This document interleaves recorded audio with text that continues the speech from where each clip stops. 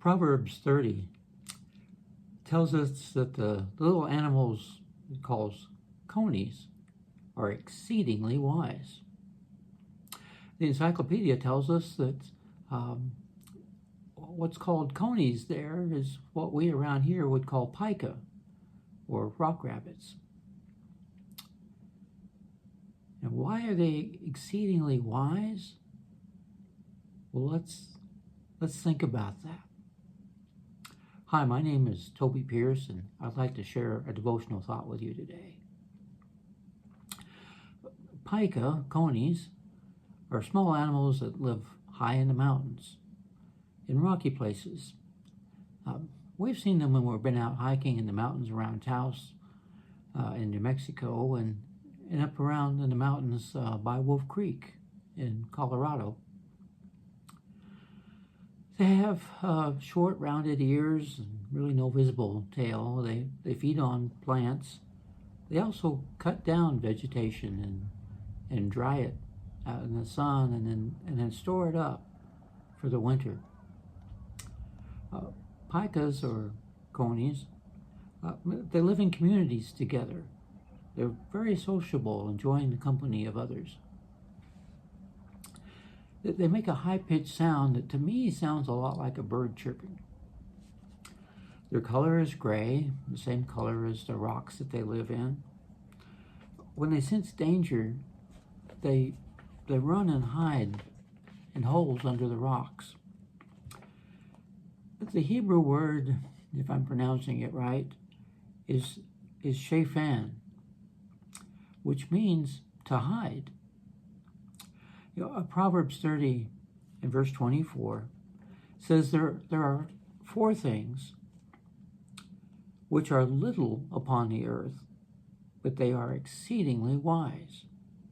Now, that's Proverbs 30 and verse 24. Verse 25 talks about ants, and verse 26 says, the conies are but a feeble folk, yet they make their houses in the rocks.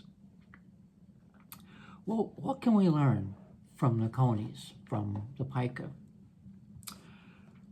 Well, conies understand that they are a feeble folk. They have that wisdom. Well, we should understand, too, that we, too, are fragile. Psalm 39 and verse 4 says, Lord, make me to know mine end, and the measure of my days, what it is, that I may know how frail I am. And James 4 and 14 says, what is your life?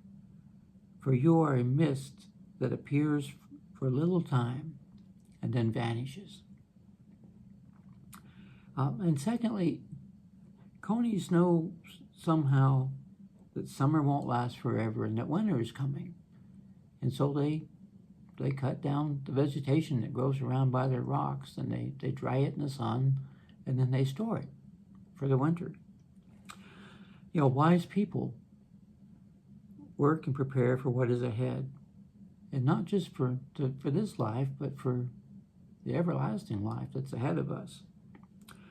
John 5 and beginning of verse 28 says, do not marvel at this, for an hour is coming when all who are in the tombs will hear his voice and come out, those who have done good to the resurrection of life, and those who have done evil to the resurrection of judgment. And then third, conies do not live in the valleys where dangers lie, but high in the mountains where there's safety. And even so, wise people don't live in a worldly environment, for they do not love the world or the things in the world, 1 John 2 and 15. Rather, they seek the things that are above and set their affections on things above, Colossians chapter 3, verses 1 and 2. And fourthly, conies are not aggressive. They don't start battles. So wise people do their best to live in peace with all people, Romans 12 and verse 18. If a wise man is hit on the cheek, he turns the other cheek to the aggressor. Matthew chapter 5 and verse 39. Wise men are never quarrelsome, but kind to all, able to teach, patient, and when correction is needed, they do it gently. 2 Timothy 2 and 24. Conies live in groups, enjoying the encouragement of each other. Proverbs 18 and verse 1 says, "Whoever isolates himself seeks his own desire. He breaks out against all sound judgment." Well, now that's not very wise. Wise people encourage each other. 1 Thessalonians 5 and verse 11 says, "Therefore, encourage one another and build one another up, just as you are doing." And 6, conies are hiders when danger is present. They remember their hiding place. "Hide me in the shadow of your wings," says Psalm 17 and verse 8. And from Psalm 32 and verse 7, we read, talking about God, "You are my hiding place." Colossians 3 and verse 3 says, "For all have died, for you have died, and your life is hidden with Christ in God." You know, as conies know, this is number 7, as conies know the safety of making their den in the rocks, so wise people trust in the Lord. Isaiah 26 and verse 4 says, "Trust in the Lord forever, for the Lord is an everlasting rock." You know, people are given intelligence, and Christians are told to pray for wisdom. James 1, 5 through 8. But just like praying for bread, Matthew 6 and verse 11, as we're told to pray for bread, God expects some effort on our part to apply ourselves and use our intelligence toward gaining wisdom. And so, as you consider the conies, the pica, I hope you've seen them as you've been out hiking.